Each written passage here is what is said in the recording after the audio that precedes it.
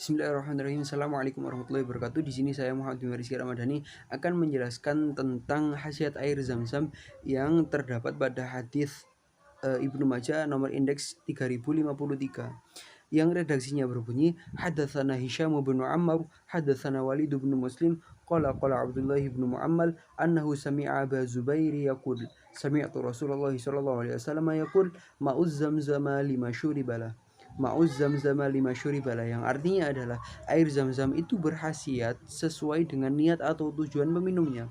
Maksudnya syarat dari hadis ini adalah khasiat dari air zam-zam itu tergantung niat dari peminumnya.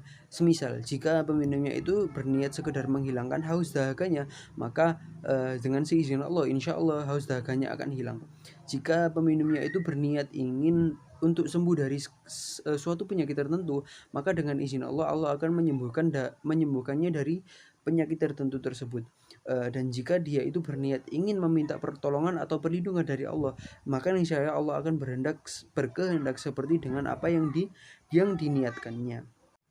Juga terdapat pada redaksi lain yang salah satunya terdapat pada Sahih Muslim nomor indeks 4520 yang potongan redaksinya berbunyi innaha mubarakatun innaha ta'amu mut'im, yang artinya adalah innaha, sesungguhnya di dalam air zam-zam adalah diberkahi dan sesungguhnya di dalamnya adalah makanan dari segala makanan.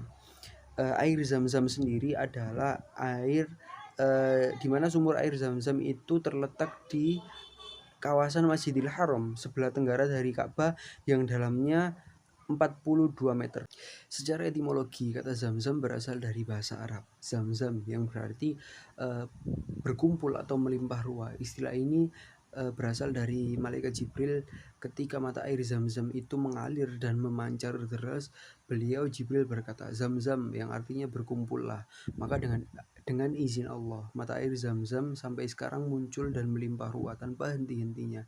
Akan tetapi di dalam Al-Quran istilah zam-zam sendiri tidak disebutkan secara eksplisit atau tidak disebutkan secara langsung. Tetapi ada beberapa ayat Al-Quran itu yang mengandung cerita yang di dalamnya itu bersinggungan dengan sumur zam-zam itu, seperti halnya di surat Ibrahim ayat 37 yang berbunyi Rabbana inni askaltu min dzurriyyati biwadin ghairi dzi zar'in 'inda baitikal muharram Rabbana liyuqimus salata faj'al af'idatan minan nasi tahwi ilaihim warzuqhum minats tsamarati 'allahum yashkurun, yang artinya ya Tuhan kami, sesungguhnya aku di sini adalah Nabi Ibrahim. Aku telah menempatkan sebagian keturunanku di lembah yang tidak mempunyai tanaman-tanaman di dekat rumah Engkau yang dimuliakan atau Baitullah.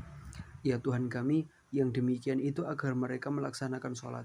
Maka jadikanlah hati sebagian manusia cenderung kepada mereka dan berilah mereka rezeki dari buah-buahan, mudah-mudahan mereka bersyukur. Di dalam ayat ini menjelaskan tentang kota Makkah yang dulunya itu merupakan tanah yang tandus yang tidak ada tumbuh-tumbuhan. Maka dengan doa Nabi Ibrahim itu dijadikanlah kota Makkah itu sebagai pusat atau yang seperti sekarang itu subur dan makmur, dan di situ ada kaitannya tentang sumur Zam-Zam. Seperti halnya yang disebutkan di dalam redaksi hadis Ibnu Majah nomor indeks 3053 tadi, bahwasanya di dalam zam-zam itu terdapat banyak sekali khasiat. Hal ini dapat dibenarkan karena adanya penelitian yang dilakukan oleh Dr. Zaglul An-Najjar, bahwasanya di dalam air zam-zam itu terdapat banyak sekali unsur-unsur kimia positif dan negatif. Di antara ion positif adalah sodium, kalsium, potasium, magnesium, dan lain-lain yang terdapat pada zam-zam tersebut. Sedangkan ion negatif yang terdapat pada air zam-zam yaitu sulfat, bikarbonat, netrat, fosfat, amonia, dan lain-lain. Di mana semua ion-ion tersebut itu ada kaitannya tentang penyembuhan penyakit. Di antara manfaat zam-zam adalah yang pertama, mencegah dan mengatasi dehidrasi.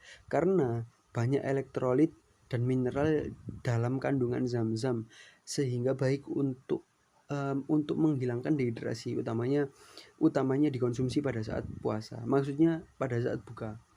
Yang nomor 2 adalah menurunkan risiko mengalami kanker, karena di dalam air zam-zam itu mengandung sifat basa dan mengandung banyak mineral. Air ini dipercaya dapat membantu mengurangi risiko terbentuknya sel kanker. Yang nomor 3 adalah mencegah gigi berlubang, karena Di dalam zam-zam itu mengandung bikarbonat yang tadi saya sebutkan itu yang membuat pH air liur dan gigi lebih netral sehingga gigi tidak mudah keropos atau rusak. Yang nomor 4 itu mencegah terjadinya osteoporosis karena di dalam zam-zam itu kandungan kalsiumnya itu sangat tinggi dibanding air-air biasanya. Yaitu sebanyak 3000 mg sampai 3000 maaf sebanyak 300 mg sampai 340 mg, di mana berat kandungan kalsium tersebut itu lebih banyak dibanding air-air biasanya.